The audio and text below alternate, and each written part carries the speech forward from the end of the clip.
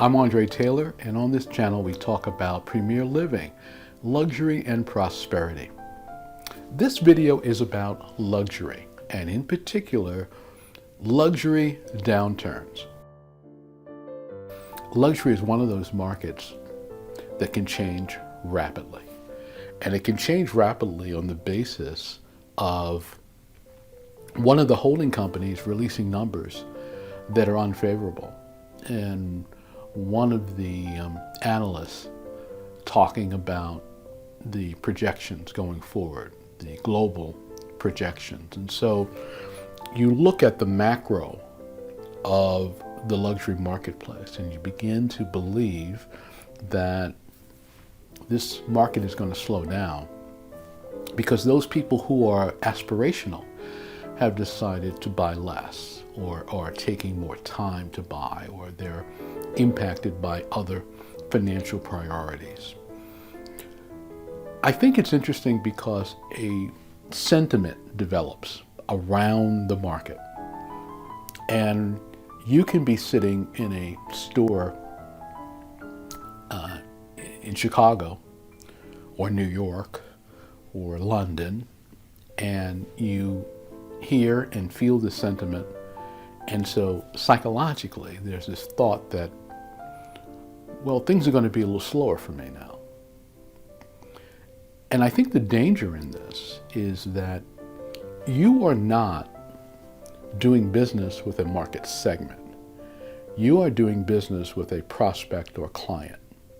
So while on the macro level, you can look at the numbers and you can analyze and you can say, wow, this is looks like it's not performing quite the way it has. And specifically, these major companies are not performing the way Wall Street might anticipate that they would perform. You're dealing with a prospect, you're dealing with a client. And so it's important to understand that you're not focused on an industry as much as you're focused on individuals. Now, what does that mean? It means that you don't want to carry forward this idea that you're in a slowdown, because you could have a particular client who has great rewards in their business, a windfall in their life, or may have decided that they're going to continue to buy. They might be in one of those milestones in life and they decide, oh, I'm going to get something special. And so you don't want to bring to the work that you do day to day any sense that things are going to be slow for you. Listen, our jobs, whether we work for a brand or whether we work independently, are challenging enough. We don't need additional layers of doubt, additional layers of complication to be added to what we do day to day. What you need is confidence, and you want to be sure that the way you proceed in your day reflects confidence. So what does that mean? It means that bringing positive energy to your role is essential, particularly during periods where there's been a label of a slowdown of some kind. And in particular, we're talking about positive energy to relationships, because you're in a relationship building business. Often when we look at what we do day to day, we can forget that. And that's because we're focused on our numbers, our key performance indicators, the products that are available, and as I mentioned, the market and assessments of that market on a macro level. But we're talking about people, doing business with people. So the question is, are you in touch with the people that you want to do business with? And I can tell you from my experience that generally client advisors, entrepreneurs, business owners are not. because you're just not that on top of the relationships. And so this is a time to understand how important that is. Are you suggesting? Are you asking? And when I say asking, are you taking a moment to just, how are you doing? How are things progressing? How is that purchase you just made? What are you thinking about the season coming up? What are you thinking about this holiday season? What are you thinking about the new year? How's everything in your family? How's it been this year? Are you using that kind of energy? Now, forgive me, this is all quite old school. And sometimes I work with individuals and they're looking for this hack. Give me a hack that I can apply to what I do and will automatically multiply my revenue and my sales and my opportunities. Often they don't want to do the fundamental, basic, most important things that build sales. But this is a time to understand how important that is. Because you can call someone, you remember that, the telephone? You can call someone and find that that person is not ready to buy at the moment.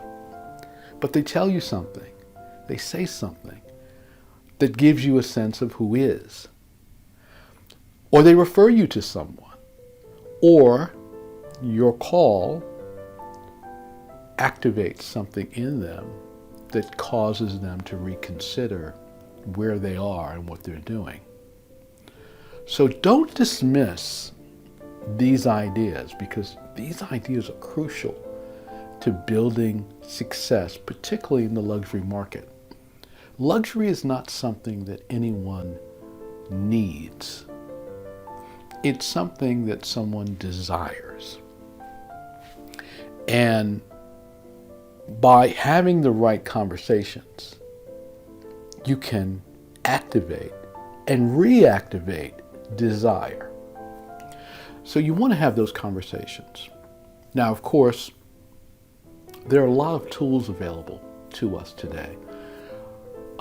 When I first started talking about the power of an independent person in luxury, I would say, well, you've got a phone where you can immediately send someone a video. I just sent someone a video a moment ago about something I suggested for them. And I sat here like I'm sitting here talking to you, and I said, okay, let me shoot a video and send it to this person so they will understand what I'm recommending. Have you done that? Now, yes, there are all kinds of tools out there, apps and what have you, but you can do it with your phone. You can do it with what's in your phone. You can make recommendations using your phone. You can send a text and you can recommend things. Of course, we have the benefit of AI today and all kinds of resources built around AI. Are you using that to build better relationships? Are you using that as a tool? Are you looking at the prospect and client in a complete way, thinking, wow, I could suggest this and I can also suggest all these other things?